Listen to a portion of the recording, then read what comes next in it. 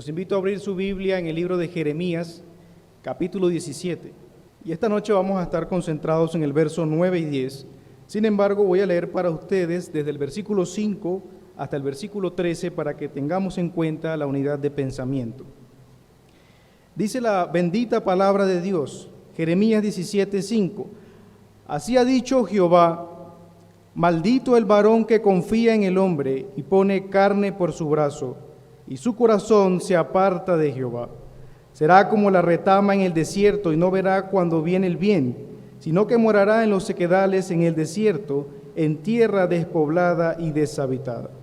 Bendito el varón que confía en Jehová y cuya confianza es Jehová, porque será como árbol plantado junto a las aguas, que junto a la corriente echará sus raíces y no verá cuando viene el calor, sino que su hoja estará verde, y en el año de sequía no se fatigará ni dejará de dar fruto.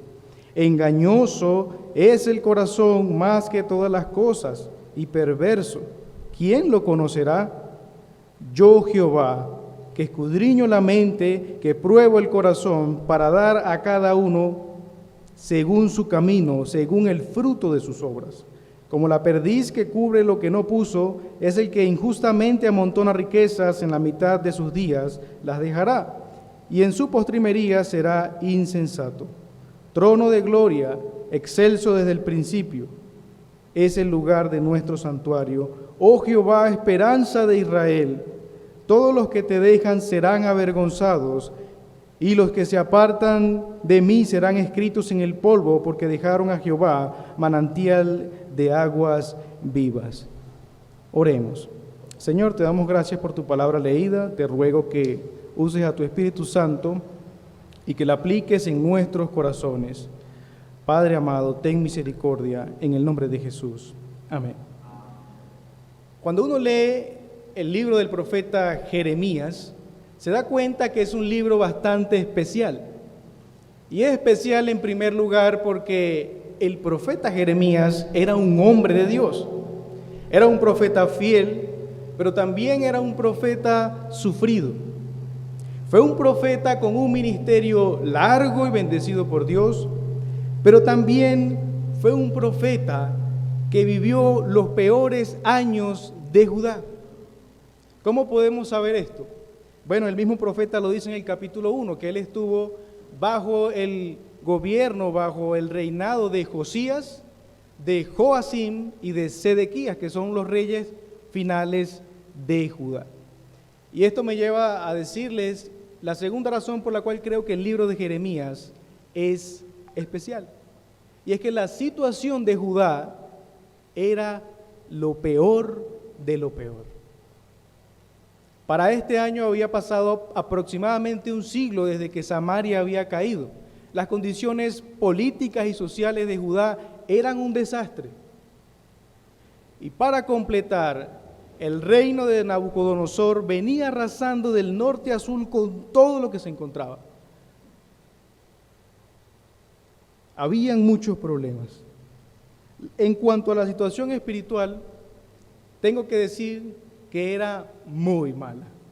Era tan mala, había llegado a niveles tan bajos que Dios le dice a Jeremías en el capítulo 15, verso 1, si Moisés y Samuel se pusieran delante de mí, no estaría mi voluntad con este pueblo, échalos de mi presencia y salgan.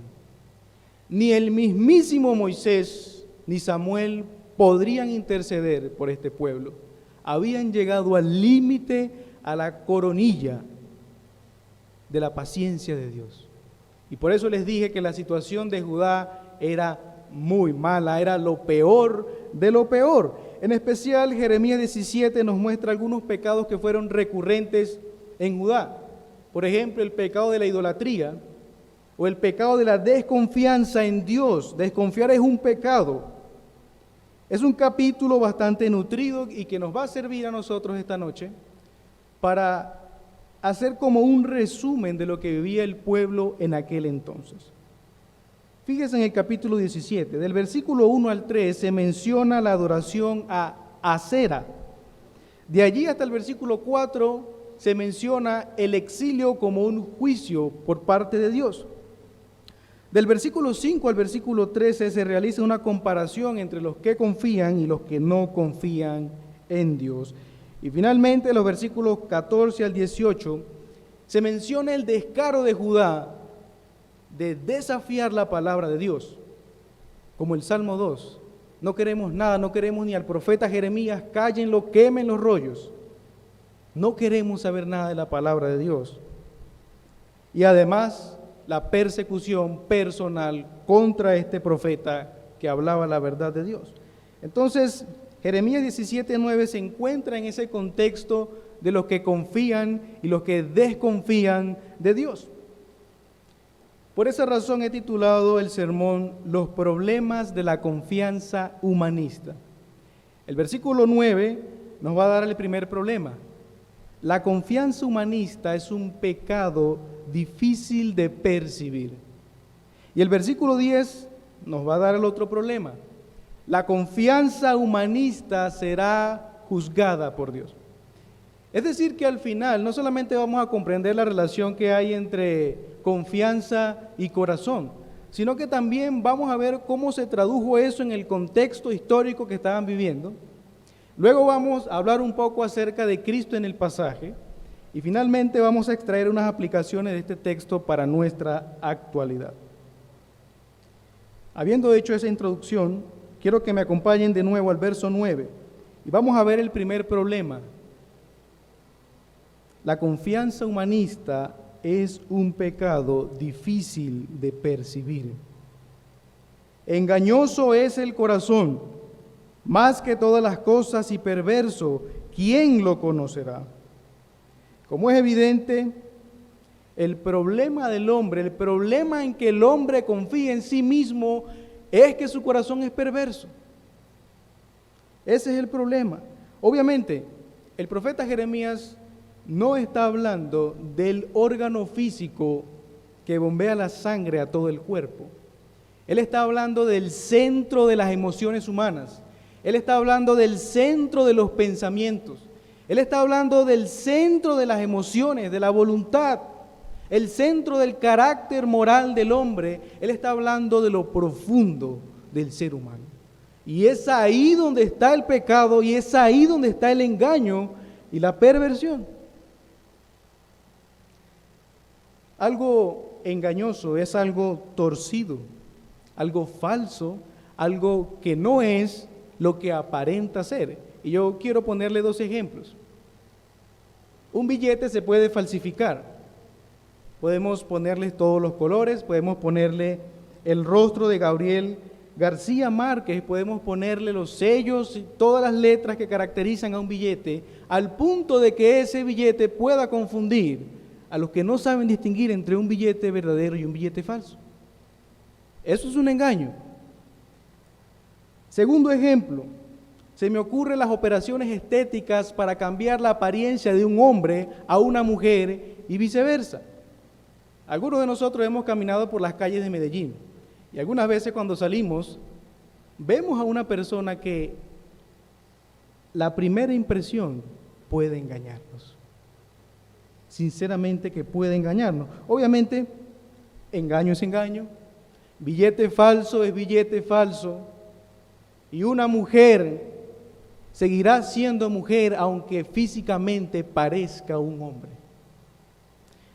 El punto al que quiero traerlos es que si usted cree que un billete puede ser engañoso, si usted cree que una operación estética puede engañar, si usted cree que la sonrisa de un hipócrita es falsa, si usted cree que los magos son inigualables, el texto le dice, no, más engañoso es el corazón. No hay nada más engañoso que el corazón. Ahora, el corazón humano no solamente es engañoso, sino que también es perverso. Y esta palabra en el hebreo también puede traducirse como enfermo. Es una metáfora que la Biblia usa para comparar el pecado, para ilustrarlo con la putrefacticidad, o podemos decirlo con algo putrefacto. Yo quiero que me acompañe a Isaías capítulo 1, ahí hay un ejemplo bastante literal acerca de esto. Isaías capítulo 1, versículo 4 al 6, dice: oh gente pecadora, allí está, pueblo cargado de maldad, generación de malignos, hijos depravados, dejaron a Jehová, provocaron a ira al Santo de Israel, se volvieron atrás. ¿Por qué queréis ser castigados aún? ¿Todavía os rebeláis? Toda cabeza está ¿qué? Enferma, y todo corazón doliente. Esa es la comparación. Desde la planta del pie hasta la cabeza no hay en él cosa sana, sino herida, hinchazón y podrida llaga. No están curadas, ni vendadas, ni suavizadas con aceite. Así ve Dios el pecado. Fuerte para algunos, pero así ve Dios el pecado. Y lo interesante es que la audiencia de Jeremías estaba cargada de pecados. Dice el capítulo 5, versículo 8, que ellos como caballos alimentados relinchaban tras la mujer de su prójimo. Jeremías era un profeta, pero también podía usar las figuras del lenguaje. Relinchaban como caballos indomables por la mujer de su prójimo. Esta gente eran envidiosos, había homicidio, el templo se había vuelto en una cueva de ladrones. Los hijos los pasaban por fuego como sacrificio a los ídolos. Robaban, se enriquecían aplastando a otros. Los sacerdotes eran corruptos y los profetas decían: no se preocupen, todo va bien. Había demasiado pecado en un pueblo que decía ser el pueblo de Dios. Para rematar, ellos decían: ¿cuál pecado? Nosotros somos inocentes. ¿De qué Jeremías nos estás culpando? Y es ahí donde el profeta Jeremías empuña la espada de la palabra de Dios, la alza en alto, apunta al corazón y allí mete la palabra de Dios. Corta la podrida llaga, sale pus y dice: ahí está el corazón, ahí está el pecado, en el núcleo del hombre. ¿Dónde están los que afirman que el pecado es imitación? Si la Biblia dice que el pecado está en lo más profundo del ser. Es lo que conocemos como depravación total, es lo que conocemos como corrupción radical, porque el pecado llegó a lo más profundo, se extendió a todo el ser. Y es desde el corazón que salen los malos pensamientos, los homicidios, los adulterios, las fornicaciones y todos los pecados. ¿Cómo sabemos eso? Eso nos lo enseñó el Señor Jesucristo. En Mateo capítulo 15, versículo 19. La gente peca porque es pecadora, de adentro hacia afuera sale el mal. Por esa razón es que la confianza humanista es un problema, porque el que confía en el hombre está confiando en un corazón engañoso. Está confiando en un corazón perverso, enfermo, que no sirve, no está como debería estar, como Dios lo creó. Hay corrupción. ¿Quién puede saber qué es lo correcto si su propio ser anda mal? Escuchen cómo lo dice el salmista en el Salmo 19, verso 12. ¿Quién podrá entender sus propios errores? Líbrame de los que me son ocultos. Es decir que hay pecados, hermanos, escúchelo bien, hay pecados que están en el subconsciente. Hay pecados ocultos para el propio pecador, porque están profundo. Un hermano predicador dijo que el corazón es la guarida del mal. Así estamos nosotros. Entiendo que es posible que algunos de ustedes se esté preguntando: bueno, ¿por qué habló del pecado de la confianza específicamente? ¿Por qué la confianza? Y la respuesta está en el contexto, versículos 5 y versículos 7 de nuestro texto. Jeremías 17. Así ha dicho Jehová: maldito el varón que confía en el hombre y pone carne por su brazo, y su corazón se aparta de Jehová. Verso 7. Bendito el varón que confía en Jehová y cuya confianza es Jehová. Tengo que aclarar algo. Esto no significa que aquella gente debía desconfiar de todo y de todos, como caer en una paranoia de que todo es una conspiración y de que no se puede confiar en nadie.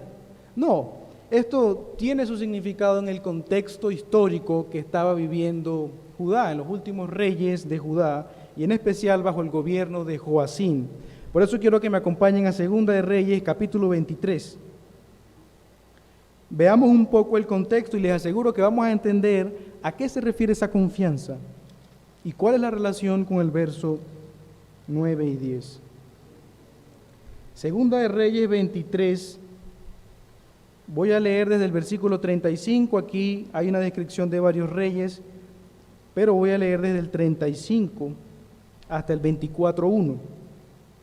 Y Joacim, aquí estamos en tiempos de Jeremías profetizó en tiempos de Joacim, y Joacim pagó a Faraón, Egipto, la plata y el oro, mas hizo avaluar la tierra para dar el dinero conforme al mandamiento de Faraón, sacando la plata y el oro del pueblo de la tierra, de cada uno según la estimación de su hacienda, para darlo a Faraón Necao. De 25 años era Joacim cuando comenzó a reinar, y 11 años reinó en Jerusalén. El nombre de su madre era Zebuda, hija de Pedaías de Ruma. E hizo lo malo ante los ojos de Jehová, conforme a todas las cosas que sus padres habían hecho. En su tiempo, en el tiempo de Joacim, estábamos en Jeremías, ¿subió quién? Subió en campaña Nabucodonosor, rey de Babilonia. Y miren esto interesante. Joacim vino a ser su siervo por 3 años, pero luego volvió y se rebeló contra él. Y aquí quiero detenerme un poco. Quiero que traigan a sus mentes el mapa geográfico de aquella cuenca del Mediterráneo. Por arriba, por el norte, tenemos el reino de los cananeos, los babilonios. Ellos habían empezado a ganar un poder militar demasiado grande y habían empezado a conquistar, venían subiendo por Asiria y luego bajaron hacia Siria y estaban rodeando a Judá. Recuerde que Israel, Canaán, se encuentra como en un pasillo. Ellos por arriba tienen todo lo que les dije, por un lado tienen un desierto y por otro lado tienen el mar Mediterráneo. Solamente queda la parte de abajo. La parte de abajo habían unos reinos insignificantes, no muy poderosos, pero estaba Egipto, el reino más poderoso que tenía. Ahora pregunto, si usted fuese Joacim, ¿qué hubiese hecho? Recuerde, tiene una gente que lo está rodeando que es violenta, sanguinaria, no perdonan ni a bebés, los estrellan contra las paredes, queman todo lo que consiguen, y esa gente está de frente, está rodeando a Jerusalén, está rodeando a Judá. ¿En quién confía? ¿En su propio poder militar? No. Judá no tenía poder de nada, estaba ya quebrada. Los reinos de abajo eran insignificantes. Entonces, ¿qué falta? O confiaban en Egipto o confiaban en Dios. Ese es el punto y ese es el contexto que nos ayuda a entender esto. Y la Biblia nos dice claramente que estos últimos reyes se apoyaron en su propia prudencia y fueron y confiaron en Egipto. Es lógico. Desierto, mar, la gente viene de arriba y ¿en quién confío? En Egipto. La lógica humana dice eso. Ahora, apoyarse en Egipto es volver atrás. Y note esto, no solamente volver atrás en términos geográficos, porque ciertamente es así, sino que también apoyarse en Egipto es volver atrás teológicamente. ¿Por qué? Porque de Egipto fue que sacó Dios a su pueblo usando a Moisés como guía y los introdujo a la tierra de Canaán, que era la tierra prometida. Estamos hablando del pacto abrahámico, del pacto mosaico. Entonces, cuando un judío confiaba en Egipto, estaba desconfiando en el Dios del pacto, diciéndole, tú no tienes el poder para cumplir tus promesas. Nosotros vamos a confiar en Egipto. Ellos estaban desconfiando en el Dios del pacto, ellos estaban partiendo propiamente el pacto. Entonces los versículos 5 y 7 de Jeremías 17, recuerde que estamos allí, simplemente son la bendición y la maldición del pacto mosaico. Son las consecuencias de la sujeción que tienen los vasallos por parte de su rey. Y de hecho, la invasión, nos dice Jeremías claramente, la invasión por parte de Babilonia ya era un juicio por haber quebrantado el pacto, por su idolatría, por su insensatez, por su necedad ligada al corazón. No era algo liviano.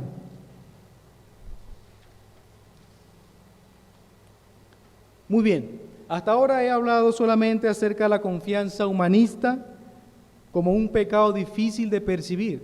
La verdad es que aquellos judíos decían que confiaban en Dios, pero ellos aún en su corazón dudaban. Aún en su corazón decían, Dios no tiene el poder para salvarnos de Nabucodonosor, mejor nos apoyamos en Egipto. Por eso es difícil la confianza humanista, confiar en otro humano, confiar en el poder para salvación. Y recuerden que estamos hablando en términos del Israel nacional, en términos pactuales. Es difícil hallar ese pecado porque ¿dónde está? En el corazón. Pero de aquí en adelante quiero hablar del otro problema. La confianza humanista es juzgada por Dios. Jeremías 17, 10.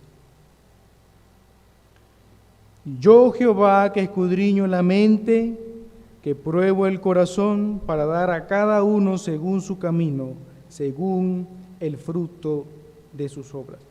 Algunos de ustedes ya se dieron cuenta que el versículo 10 es la respuesta a la pregunta que está al final del 9. ¿Quién lo conocerá? Hablando del corazón, y responde el versículo 10, yo, Jehová. Y eso nos vuelve a introducir en la teología del pacto. Escuche lo que voy a decir. Esto significa que es el amo de Judá el que tiene la capacidad de escudriñar los corazones. Es el rey, es el que impuso el pacto unilateral, el que tiene la capacidad de analizar, de abrir el corazón, de inspeccionar lo profundo. ¿Para qué? Para ver si este pueblo le era fiel al pacto. Esto es intimidante, ¿no le parece? El Dios del pacto escudriña el corazón para ver si sus vasallos son fieles al pacto. Pregúntese, ¿qué le respondería usted a su esposa si su esposa tuviese la capacidad de ver sus intenciones? Y le dice, mi amor, quiero ver tus intenciones para ver si eres fiel al pacto matrimonial. ¿Qué respondería usted? Nos da vergüenza. Y la verdad es que Dios, el Todopoderoso, Omnisciente, es un Dios intimidante. Es un Dios que conoce lo profundo, es un Dios que conoce aún lo que yo no conozco de mí mismo. Y eso intimida. Y ahí hay poder de Dios. Fíjense lo que dice Hebreos capítulo 4, versículo 13b. Antes bien, todas las cosas están desnudas, abiertas a los ojos de aquel a quien tenemos que dar cuenta. Inevitablemente tengo que decir que ese escrutinio de Dios, que esa omnisciencia Dios la usa para juzgar. Dios va a juzgar conforme a las obras. Pero Dios sabe que la verdad de la verdad se encuentra muy escondida en el corazón y Él va hasta allá, porque Él es un Dios, un juez justo, un juez verdadero, y Él necesita las evidencias verdaderas. Uno puede hacer lo que sea, pero una obra puede ser hipócrita. Pero como Dios es verdadero y es justo, Él averigua la verdad de la verdad y llega a la intención del corazón. Y conforme a eso va a juzgar. Entonces, Dios sabía quiénes confiaban en Él en aquel pueblo. Dios conoce a su pueblo y conoce también a los que no son su pueblo. Dios conocía, por ejemplo, que los recabitas eran fieles, que Jeremías era fiel, que había un remanente que se mantenía fiel al pacto. Pero Dios también conocía quienes no confiaban en Él y quienes con su cara lavada se presentan en el templo. Oh Dios, aquí te presento el Cordero. Oh Dios, aquí te presento esta ofrenda de libación. Gracias por tu misericordia. Y Dios por dentro lo está viendo, hipócrita. Veo tu corazón. Confías en Egipto. ¿No crees que yo puedo librarte? Miren, Dios siempre libró a Israel de una manera sobrenatural. Usted empieza a leer el libro de Reyes, Crónicas. Se va a dar cuenta que todas las victorias fueron sobrenaturales, las victorias que Dios le dio. Porque Dios era el que peleaba por su pueblo. Así que Dios conoce a su pueblo. Y recuerden que estamos hablando en términos pactuales, en términos del Israel nacional. Ahora, cuando usted agarra a un judío y le dice, vas a ser juzgado por Dios, ese judío se molesta y puede golpear la mesa y va a decir, jamás, yo soy el pueblo de Dios, yo soy la incircuncisión, mías son todas las promesas de los pactos del Antiguo Testamento y la ley es mía, Dios no me va a juzgar, Dios va a juzgar a los demás, a sus enemigos, pero yo soy un judío y yo no soy enemigo de Dios. Ahora, yo no sé de dónde sacaron ellos esa inmunidad nacional. Dios siempre había hablado de la incircuncisión y de la circuncisión del corazón y de la fe y de la obediencia en amor que requiere el pueblo de Dios. Nunca, escúchese bien, nunca la relación con Dios ha sido meramente externa. Nunca. Y Abraham enseña eso porque Abraham era ¿quién? El padre de la fe. Ahora estos del pueblo de Judá no entendían eso ni querían entenderlo tampoco. Ellos pecaban, no les interesaba nada, hacían sus negocios con las demás naciones, se casaban y hacían todo lo que querían. No atendían al llamado, no les importaba nada. ¿Y qué sucedió?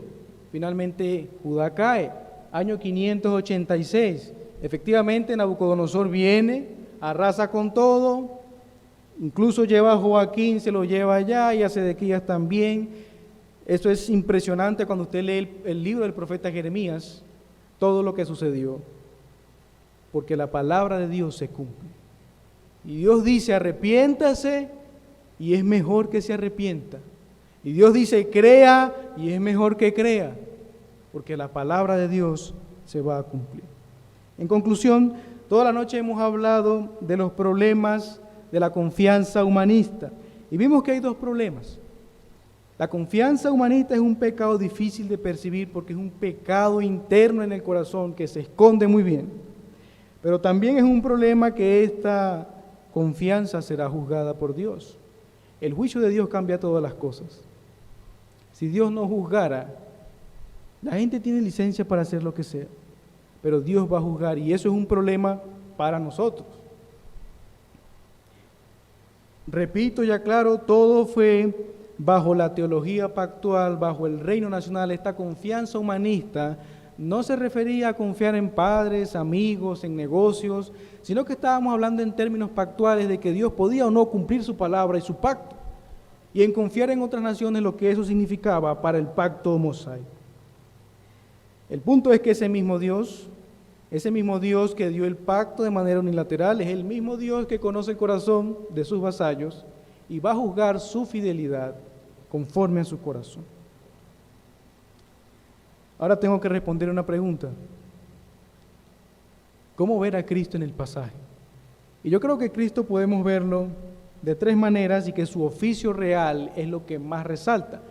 En primer lugar, el Señor Jesucristo, sabemos del Nuevo Testamento, que Él es el único ser humano que tiene un corazón puro, sin engaño, donde no hay hipocresía, donde lo que hay en el corazón es lo que reflejan las obras, solamente el Señor Jesús. Pero en segundo lugar también tendré que decir que el Señor Jesús es mejor rey que Joacim. El Señor Jesús hizo la voluntad de Dios, no le temblaron las piernas para hacer la voluntad de Dios. Estos reyes eran débiles para obedecer a Dios. Tenían agallas para ser mujeriegos, pero no tenían agallas para obedecer a Dios. Impresionante. Entonces el Señor Jesús es mejor rey que Joacías. Él jamás se dio a la tentación de desconfiar en el plan redentor de Dios. Él sabía su lugar en el pacto eterno de redención, en el pacto de gracia, sabía lo que vino a hacer y nunca dudó del plan de Dios. Nunca traicionó el pacto. En su primera venida el Señor Jesús fue un rey humilde, nació virginalmente, obedeció perfectamente al Padre, murió, resucitó al tercer día, ascendió a los cielos y prometió regresar. Y aquí viene lo tercero, el tercer aspecto importante. Cuando el Señor Jesús retorne, Él será el juez de todas las naciones. Es lo que dice la Biblia, y escuche lo que dice 1 Corintios 4:5. El Señor Jesús aclarará lo oculto de las tinieblas y manifestará las intenciones del corazón. ¿No le parece eso semejante a Jeremías 17:10? Sí, es porque el Señor Jesús es verdadero Dios, porque el Señor Jesús será el juez en aquel juicio escatológico universal que el mundo está esperando. Él es el juez. Así que, mucho cuidado con subestimar al Señor Jesús. Algunos de ustedes es posible que todavía sean incrédulos. Y déjenme decirle, ese Jesús al cual están rechazando ahora, ese Jesús del que ustedes se burlan, ese Jesús va a ser tu juez un día. Por eso la iglesia predica y por eso la iglesia dice, ríndete ahora antes de que el rey venga por segunda vez, porque ya no será un rey humilde y manso, ya no será el Cordero de Dios que quita el pecado del mundo, ya será el rey davídico poderoso que va a usar su espada para destruir, para matar a los enemigos de su reino. Por eso tienes que arrepentirte de tus pecados y creer en el Señor Jesús antes de que regrese. Finalmente, este texto también tiene mucho que decirnos a nosotros los que somos creyentes, a la iglesia. Y es que este pecado de la confianza humanista todavía se ve en el pueblo de Dios. Miren, hay situaciones en que la providencia de Dios nos lleva a meditar en la segunda venida del Señor Jesús. Por ejemplo, una pandemia mundial. Pregunto, ¿qué ocasiona ese evento en usted? Estoy hablando del pueblo de Dios. ¿Qué ocasiona meditar en la segunda venida del Señor Jesús en usted? ¿Ocasiona angustia? ¿Ocasiona un desespero porque usted sabe que no hizo lo que tenía que hacer? ¿Pudo hacerlo y no lo hizo? Déjeme decirle que si ese es su caso, su corazón lo está engañando y lo está llevando al legalismo. Pensar que pude hacer algo, que no lo hice, que estoy en deuda con Dios y que la segunda venida de Cristo es más bien desafiante, es una preocupación para el cristiano, es un engaño del corazón. Y hay que revisar nuestros corazones.